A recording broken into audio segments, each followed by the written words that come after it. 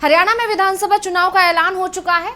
1 अक्टूबर को वहां वोट डाले जाएंगे और उसके बाद नतीजों का इंतजार होगा। फिर नतीजे बताएंगे कि क्या बीजेपी सत्ता में वापसी कर रही है या इस बार कांग्रेस उस पर भारी पड़ी। और जैसा लोकसभा में जो है जनता कहीं ना कहीं बीजेपी और जनता दोनों के लिए ही नतीजे शॉकिंग रहे, ऐसे ही शायद हो सकता है हरियाणा के नतीजे भी उसी तरह से लोगों को चौंका दे। खैर, ये तो नतीजों के बाद ही साफ होगा, लेकिन इस बार हम यहाँ पर ये बात करेंगे कि आखिर हरियाणा का जो इतिहास है वो कैसा रहा है। हरियाणा का जो राजनीतिक इतिहास है वो ये कहता है कि जो भी सत्ता वहाँ 10 साल तक जो भी सरकार रहती है, जो सत्ता में बनी रहती है, वो कहीं ना कहीं जो है उसके आने के चांसेस कम हो जाते हैं। तो इसके लिए जिस तरह के जो ये कयास लग रहे हैं, ऐसे में राजनीति जानकार ये भी कह रहे हैं कि हो सकता है इस बार बीजेपी जो है हरियाणा से बाहर हो जाए और इस बार कांग्रेस सत्ता में वापसी कर ले। तो इसके लिए हमें अभी तक जो भी नतीजे रहे हैं, 2019 में क्या लोकसभा के नतीजे 2019 में क्या रहे, 2024 में क्या रहे, वहीं 2019 में विधानसभा चुनाव के क्या नतीजे रहे, उससे पहले 2014 के क्या नतीजे रहे, यहां तक कि 2009 में क्या नतीजे रहे, इन सब नतीजों के बारे में हम यहाँ विस्तार से चर्चा करेंगे। बने रहिए मेरे साथ, मैं अंशिता हूं आपके साथ। तो आइए अब यहां पर नतीजों पर नजर डाल। तो सबसे पहले हम 2019 हरियाणा विधानसभा चुनाव की बात करेंगे और उसके नतीजे मैं आपको बता देती हूं। बात करें अगर सीटों की, तो हरियाणा में कुल विधानसभा सीटें हैं 90 और 2019 के चुनाव की अगर बात करें तो बीजेपी ने 40 सीटों पर जीत दर्ज की थी, कांग्रेस 31 सीटें जीती थी, जेजेपी के खाते में 10 गई थी, आईएनएलडी 1 सीट पर ही जीत दर्ज कर पाई थी, हरियाणा लोक पार्टी 1 सीट जीत पाई थी, वहीं निर्दलीय 7 सीटों पर निर्दलीय लोगों ने जो है वहां उम्मीदवार थे, उन्होंने कब्जा जमाया था। ये नतीजे रहे थे। जो है यहां पर बीजेपी सबसे बड़ी पार्टी बनकर उभरी जरूर थी, लेकिन बहुमत से दूर रही थी। इसीलिए जब वहां पर सरकार बनाने की बात आई तो जेजेपी के साथ गठबंधन हुआ बीजेपी का, और उसके बाद 2019 में खट्टर सरकार आई और उन्होंने सत्ता संभाली।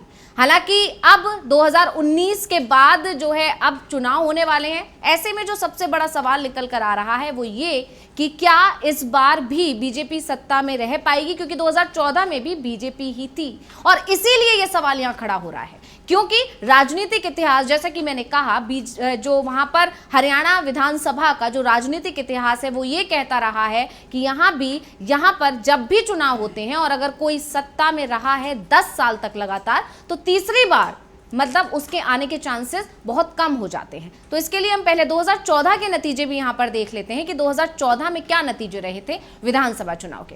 तो मैं आपको बता दूं कि हरियाणा विधानसभा चुनाव में, जैसे कि मैं आपको पहले ही बता चुकी हूँ, 90 सीटें हैं। बीजेपी ने यहाँ पर 7 सीटें ज्यादा हासिल की थी। हालांकि उस बार ऐसा माना जा रहा था कि एंटी इनकम्बेंसी के चलते बीजेपी को नुकसान हो सकता है, लेकिन वो नुकसान नहीं हुआ था।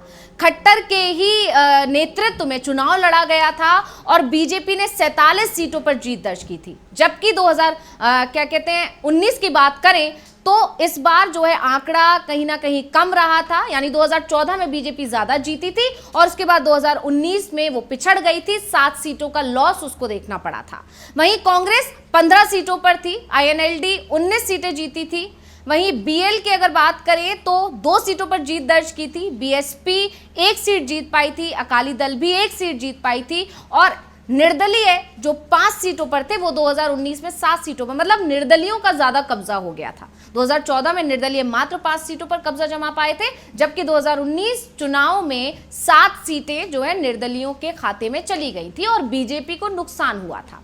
यानी 2014 में सबसे अच्छी स्थिति बीजेपी की रही, क्योंकि उसके पीछे का कारण बताया जाता है, जो राजनीति के जानकार कहते हैं, जो विश्लेषक कहते हैं, उसके पीछे का कारण है कांग्रेस, क्योंकि उससे पहले कांग्रेस सत्ता में थी और कांग्रेस से कहीं ना कहीं जनता नाराज थी, एंटी इनकम्बेंसी थी कांग्रेस के खिलाफ राज्य में, जिसका फायदा बीजेपी को मिला और बीजेपी ने 2014 में एक अच्छा आंकड़ा हासिल किया। लेकिन फिर बात जैसे कि होता है, कोई पार्टी अगर सत्ता में 5 साल तक बनी रही है तो कहीं ना कहीं जनता की नाराजगी उसके खिलाफ बढ़ जाती है, उसके खिलाफ जो है आक्रोश आ जाता है, कई उसकी नीतियां होती हैं किसी भी पार्टी की जो नहीं समझ में आती हैं, तो इस वजह से जनता नाराज हो जाती है। बहुत सारे मुद्दे होते हैं और इसी का नुकसान बीजेपी को 2019 में देखना पड़ा। अब हम बात करते हैं उससे और पहले हम जाते हैं 2009 की, जब राज्य में जो है कांग्रेस की सरकार थी। तो उसके लिए 2009 में क्या नतीजे थे वो भी हम आपको बता देते हैं। तो हरियाणा विधानसभा चुनाव 2009 के समय कुल सीटें जैसे कि बताई चुकी हूँ 90 सीटें, कांग्रेस 40 सीटों पर जीतकर विधानसभा पहुंची थी और आईएनएलडी के खाते में 31 सीटें आई थी। बीजेपी के खाते में मात्र 4 सीटें थी। मतलब आप समझ सकते हैं कि 2009 में मात्र 4 सीटें लाने वाली बीजेपी 2014 में सीधा 47 सीटें लेकर आई थी। और इसके अलावा बीएल के खाते में 6 सीटें रही थी, बीएसपी 1 सीट जीती थी, अकाली दल 1 सीट जीती थी और निर्दलीय इस बार फिर जो है उस वक्त भी 7 सीटें जीत कर आई थी।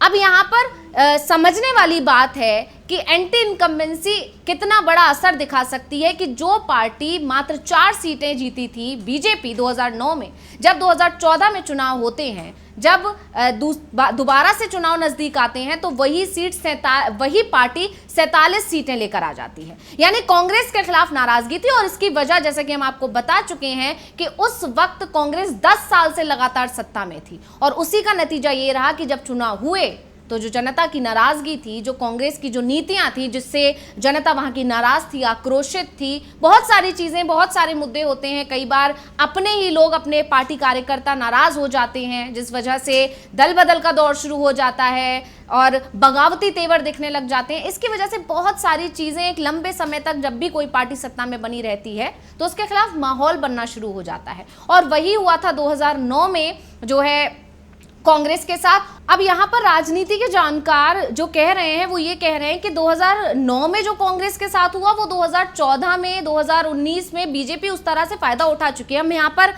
जो है नतीजे भी देख लेते हैं। 2009 में जो नतीजे रहे थे कांग्रेस के पक्ष में, वैसे ही लगभग नतीजे 2019 में बीजेपी के लिए रहे थे। अब यहाँ हम स्क्रीन पर देख सकते हैं हरियाणा विधानसभा चुनाव 2019, जब बीजेपी दोबारा से सत्ता में आई, और यहां पर हरियाणा विधानसभा चुनाव 2009 जब कांग्रेस सत्ता में वापसी में आई थी। तो यहां पर कुल सीट जैसा कि जानते हैं 90 सीटें थी, बीजेपी 40 सीटें जीती थी। सेम 2009 में कांग्रेस 40 सीटें ही जीती थी, कांग्रेस 31 सीटें जीती 2019 में। उसी तरह आईएनएलडी उस वक्त 31 सीटें जीती थी 2009 में। वहीं जेजेपी 10 सीटें जीती थी, बीजेपी मात्र 4 सीटें उस वक्त जीती थी, आईएनएलडी 1 सीट जीती थी। हालांकि 2009 में आईएनएलडी 31 सीटें जीती थी। अब यहां पर देखा जा सकता है कि जो आईएनएलडी को नुकसान हुआ था 2019 में, उसका फायदा ही कहीं ना कहीं बीजेपी को मिला। और निर्दलीय की अगर बात करें तो 7 सीटें यहां देखा जा सकता है। 2019 में भी निर्दलीय के पास 7 सीटें थी और 2009 में भी निर्दलीय के पास 7 सीटें थी। तो इस लिहाज से देखा जाए कि 2009 में जो कांग्रेस के साथ हुआ वो 2019 में बीजेपी को फायदा मिल चुका है। इसी जो है नतीजों को देखते हुए, इन दोनों नतीजों को जब हम कंपेयर करते हैं तो इसी को देखते हुए अब राजनीति के जानकारों का कहना है, विश्लेषकों का ये मानना है कि 2014 में जो कांग्रेस के साथ हुआ, ऐसा ना हो कि 2024 में अब बीजेपी के साथ हो जाए, क्योंकि 2024 वही 10 साल का समय जो है हो चुका है, बीजेपी को सत्ता में है। इस वजह से नाराजगी बहुत ज़्यादा है, खासकर जो है किसानों की नाराजगी काफ़ी ज़्यादा देखने को मिल रही है। पार्टी के अंदर विरोधाभास भी शुरू हो गया है। सबसे बड़ा फैक्टर जो निकल कर आ रहा है वो हो सकता है कि खट्टर को जो हटा दिया गया चुनाव से मात्र 6 महीने पहले, जो खट्टर को हटाकर नायब सिंह सैनी को जो कमान सौंपी गई राज्य की, उसका नुकसान भी कहीं ना कहीं बीजेपी को हो सकता है, ऐसा राजनीति जानकारों का मानना है। और इसका जो छोटा सा परिणाम था वो लोकसभा चुनावों में भी देखने को मिल चुका है। जब लोकसभा चुनाव में बीजेपी को भारी नुकसान हुआ है, 2024 लोकसभा चुनाव जो हुए हैं, क्योंकि यहाँ पर हम देख सकते हैं, अगर हम बात करें 2019 लोकसभा चुनाव की और 2024 लोकसभा चुनाव की, तो साफ साफ यहाँ देखा जा सकता है कि बीजेपी को बहुत बड़ा नुकसान हुआ और और इसमें सबसे बड़ा रीजन जो है मनोहर लाल खट्टर को जो हटाया बीजेपी ने चुनाव से कुछ दिन पहले ही, उसको माना जा रहा है। तो कुल सीटें अगर हम बात करें लोकसभा चुनाव की तो 10 सीटें हैं। साल 2019 में एनडीए के खाते में 10 सीटें आई थी और 58% वोट शेयर रहा था। वहीं यूपीए के खाते में एक भी सीट नहीं आई थी, यानी एनडीए ने क्लीन स्वीप किया था। और लेकिन यूपीए का जो वोट प्रतिशत था वो 28.42% रहा था। अब आ जाते हैं साल 2024 पर। एनडीए को मात्र 5 सीटें मिली, यानी सीधा सीधा 5 सीटों का नुकसान हुआ, आधी रह गई। वहीं वोट प्रतिशत में भी 11% की गिरावट हुई और वोट प्रतिशत घटकर रह गया 40.06। उसी तरह इंडिया जो पहले यूपीए था, अब उसका नाम, जैसा कि आप जानते हैं 2024 में जितने भी घटक दल आए उन्होंने अपने गठबंधन का जो नाम दिया वो इंडिया दिया, तो वो नाम इंडिया हो गया। कांग्रेस के नेतृत्व में ये चुनाव लड़ा गया था। इंडिया के खाते में वो 5 सीटें आ गई, मतलब जिसका नुकसान एनडीए को हुआ वो 5 सीटें इंडिया को शिफ्ट हो गई। और वोट शेयर में जो बढ़ोतरी हुई वो बहुत अच्छी थी, 15.31% की बढ़ोतरी हुई और जो वोट शेयर आया वो 43.73% रहा। तो ये सारी चीजें यहां पर इशारा कर रही हैं कि कहीं ना कहीं 2024 विधानसभा चुनाव में बीजेपी को भारी नुकसान हो सकता है। चुनावी इतिहास भी इस तरफ इशारा कर रहा है, नतीजे भी इस तरफ इशारा कर रहे हैं और सबसे बड़ी बात, लोकसभा चुनाव के हालिया नतीजे भी इस तरफ ही इशारा कर रहे हैं कि बीजेपी के लिए ये चुनावी रण, हरियाणा विधानसभा चुनाव का चुनावी रण आसान नहीं रहने वाला है। तो इस रिपोर्ट में मेरे साथ बस इतना ही। देखते रहिए डीवी लाइव, मुझे दीजिए इजाजत, नमस्कार।